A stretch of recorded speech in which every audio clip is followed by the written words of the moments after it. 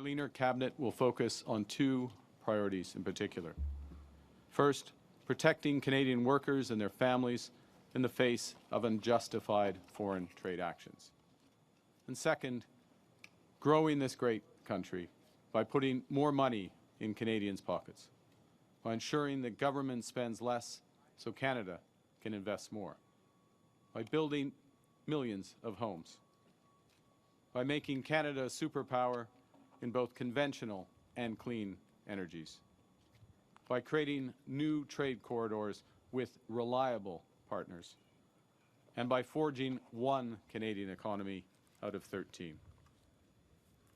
We will relentlessly pursue this positive agenda because Canadians know that negativity isn't strength. They know that negativity won't pay the rent or the mortgage. The negativity won't bring down the price of groceries. Negativity won't win a trade war. We know that by building together, we can give ourselves far more than anyone else can take away. Nous sommes maîtres chez nous. Notre pays est Canada fort. Et notre gouvernement est uni et fort. Nous commencerons immédiatement avec notre première réunion du cabinet. Our country is Canada strong. Our government is united and strong. And we will immediately get to work with our first cabinet meeting as soon as I respond to a few of your questions. Thank you very much. Thank you. Merci, Monsieur le Premier ministre. Nous allons maintenant passer à une période de questions de 15 minutes. On va prendre une question suivie. We'll now do a 15-minute question period, one question, one follow-up. Merci. I received the questions on a trip to Paris and London in a few days. I received an invitation from the President of France to discuss a variety of issues, both economic, commercial, to reinforce those relationships, also issues related to security in Europe, in Canada. Similar discussions will be had with the Prime Minister in the United Kingdom. This is sensible. Security is a priority for this government, reinforcing our security, as is diversifying our trading and commercial relationships, of course, with both Europe and the United Kingdom. Yeah, apparently he's going to the EU first thing, rumored. I don't know, I haven't gotten confirmation of that yet. But yeah, Dark Sage, that's kind of what I kind of laughed at what you said there. It's pretty much the case at this point. There are many opportunities, and as I said a moment ago in my remarks, there are historic ties. With respect to the President, I don't have plans to go to the United States. I look forward to speaking to him at the appropriate moment. Thank you. Question. Yeah. Hi, Prime Minister Tom Perry with CBC. Can I ask you what your plans are for the next few weeks? Are you going to be bringing back the House? Are you going to be calling an early election? And if so, when should Canadians expect to go to the polls? Well, they certainly should expect to go to the polls before November. The news today is behind me. An exceptional group of individuals who are serving Canada, united, focused cabinet, focused on action, focused on the issues for Canadians. We are, as I said a moment ago, we will be going to take some decisions which directly meet some of the objectives I set out in my remarks and we've been discussing. That's the news for today. There will be other news in the coming days with respect to ensuring that we have as strong a mandate that is needed for the time. Thank you. And when you're in Europe, are you going to be seeking assurances from Canada's allies that this country will never become America's 51st state? And when would it be an appropriate time? So that makes me pretty uncomfortable that he's saying he's not going to expect an election before November, you piece of shit. Well, I've been clear, personally I've been clear, the ministers behind me, I think to an individual, when asked, have been clear that we will never. Saul needs to be here to balance out the stream, guys. Ever, in any way, shape, or form, be part of the United States. America is not Canada. Look at the ceremony we just had. You could not have had that ceremony. You would not have that ceremony in America. Look at the cabinet behind me. You would not have that cabinet in America. You do not have that cabinet in America. We are very fundamentally different Prime Minister country. Or leader in America either. So, irrespective of any issues economically, fundamentally to our core, to our identity, is one reason why we have a minister, and I will thank Monsieur Guilbeault to be our Minister of Canadian Identity and Culture and bringing in all those aspects and reinforcing them. So before we get to the economics That's what I of mean. it, That's what I heard. So like, you better be joking about that. we won't. About the plane being rented, the letter, the NDP, like the leaked memo from the NDP, like, everything's been kind of alluding to there was going to be an election any day. won't be part of it. And when we get to the economics, then the president is a successful business person and deal maker. We're his largest client in so many industries. As the Minister of Finance and the Minister of Industry, Monsieur Leblanc and Monsieur Champagne have made this point. And clients expect respect and working together in a proper commercial way. So the nature of Canada means we won't. The economics means we shouldn't. And what you will see from this government is focusing on building here at home, building with different partners abroad, and that will reinforce the point. It's good. We're doing it for our own reasons, to be clear, for our own people, for the high-paying jobs. But eventually, the truth will out, and the Americans will understand as well. Thank you. Our allies, sir, do you want to No, hear I don't think we need. Look, I don't think we need to hear it from. Nous sommes maîtres. We're masters in our home. We're in charge.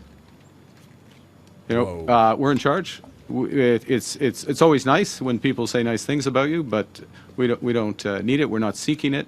What the discussions I will have on behalf of the government in Paris and in London will relate to opportunities that both our countries share, as well as our shared history. Monsieur le Premier ministre, Valérie Gamache de Radio-Canada, enchantée. Merci. Vous n'avez pas de ministres qui viennent de l'Alberta, qui ont une circonscription en Alberta. Est-ce que c'est parce que vous songez vous-même à vous présenter dans une circonscription albertaine? Vous avez raison que j'ai grandi en Alberta et j'ai lancé ma campagne à Edmonton. I got a lot of words for him right now. I'm just trying to, you know, the thing about this show is that we're trying to be more impartial, and like, you know, Saul's more the left, I'm more right, and we're trying to be balanced somewhat, but it's pretty hard to be balanced in this situation because I'm just, to me, the way he answered the reporter there, like, holy, what was that? Where did that come from? C'est pas le moment d'annoncer ma circonscription. Alors, votre prochaine question? It's a question. I'm complimenting the journalist from Radio-Canada, and I would like to compliment. Yeah, like, I don't understand. He's not a minister, so how is he able to do this? Like, I thought he'd be forced to call an election. The very existence. Like, what? You're just gonna cut out the whole all of Parliament on this? Like, how is that democratic? Of Radio-Canada, and I'd like to reinforce that my government would be reinforcing. It goes back to Canadian identity, culture. This is away from the news, but the broader sense. So I'll finish the answer. I compliment the question. She's recognizing that I grew up in Alberta. I launched my campaign in Alberta. I'm just reinforcing today. Today, the story is behind me, and there will be more news because those behind me will be taking some important decisions this afternoon. April 1st is fast approaching, the date the consumer carbon tax is set to increase once again. You've talked about getting nobody asking about an election rid of it. How are you going to do it in the next 2 weeks? Your question, how are we going to do it by the end of the day? That's a great question. And we'll come right back to you on that following the cabinet meeting. In that order? That's you have a better follow-up than that. Oh, there is a better follow-up, but just to get clarification, you are going to do it by cabinet order? Then that would be 3 questions, and everyone else will get angry. There we go. We'll go back to it. So you've talked about Trump needing to show Canada respect. President Trump. President Trump needing to show Canada respect. You said that again just now. Are you not going to speak with President Trump until he cuts out this 51st state talk? No. I look forward to speaking with President Trump, just to be clear. We respect the United States. We respect President Trump. President Trump has put some very important issues at the top of his agenda. We understand his agenda. We understand the importance of addressing the scourge of fentanyl, which is a challenge here in Canada as well as the United States. And I would say that the measures that have been put in place in recent weeks in Canada and Mexico, also the United States, means that we are making tremendous progress. I'll speak specifically for against fentanyl. We understand the importance President Trump places on American workers and American jobs. We want him and his administration to understand the importance we put on Canadian workers and Canadian jobs. And we will look for avenues to work together so that both objectives are met in terms of both our great economies, just as we are doing, and the people behind me have led this, just as we are doing with respect to the scourge of fentanyl. Thank you. Prochaine question. Next. Hi, Prime Minister Carney. I'm Jillian Piper with Global News. I understand that your assets have been put into a blind trust. I wanted to ask you, what is the value of the assets and where did they come from? How can Canadians know that there's no conflict of interest if they don't know where the assets come from? That's an odd question, or odd way of framing it. The assets are in a blind trust. So, and can I point out that for those who don't follow this, I have 6 months to put, or 120 days to put the assets in a blind trust. I already have put the assets in a blind trust. And once assets are in a blind trust, you don't know that, by definition, you don't know the assets because the trustees take over the responsibility. I would like to reassure you that the assets that I have were earned through employment. Employment income, employment as a public servant, and employment in the private sector. And I would note as well that employment in the private sector is something that the Leader of the Opposition has never experienced. And I would point as well that complying or meeting standards expected of a leader of a party, let alone a prime minister, is something that the Leader of Opposition has not respected either. Asked where his money comes from, is there conflict of interest, and just starts spouting off about Pierre Poilievre. And I'm speaking directly with respect to his refusal, still at a time of great crisis, to get his security clearance, something I managed to do in 2 weeks. Prime Minister, you keep pointing at the group behind you, your new cabinet. There's only 2 representatives from the West. What's your message to Western Canada?